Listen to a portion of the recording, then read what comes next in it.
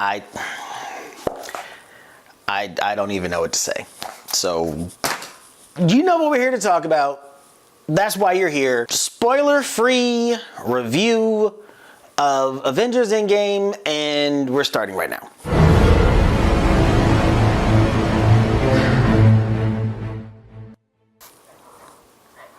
So, it's done.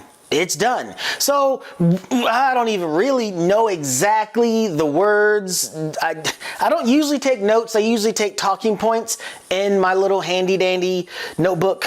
But when I went to put pen to paper and there's just so much going on, I couldn't. So I'm gonna wing it, and I'm just gonna talk about how I felt about this movie because I really want to talk about this movie without spoilers, so anybody that is out there that is watching this video, they can go watch this movie free of any spoilers. Avengers Endgame is the culmination of 11 years worth of work. Is it safe to say that Disney peaked already? 100% yes. I don't even know where you go from here. I mean, it is done, it is over, it is finished. That's the reason why they call it the Endgame. It is 3 hours of what is the best word to actually use to describe this movie? Disney has reached the zenith, the capstone, the pinnacle, the peak, the crescendo, the end game. The best way to describe this movie is awesome. There were parts in this movie where you just didn't know how to feel about anything. This movie is clearly split up into 3 completely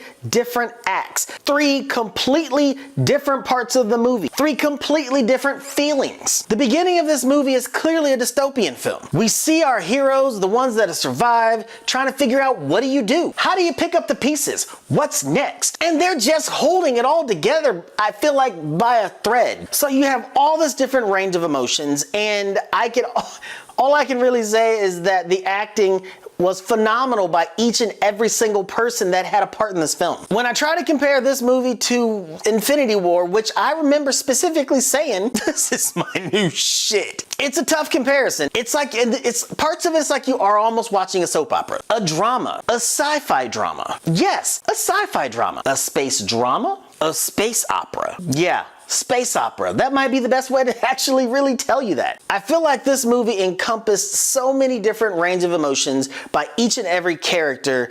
It was beautiful. How do you take something that has been so complex, that has now expanded 22 films across 11 years, and you wrap everything up in a nice little bow that actually, for the most part, made sense? I don't really want to talk about it. I don't really want to tell you too much about it.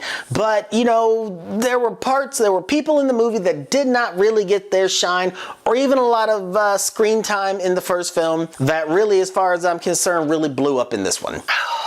I don't even necessarily have all the exact words that I'm actually trying to think of in my brain. I clearly failed to put them in the book. This movie is a 5.5-hour masterpiece.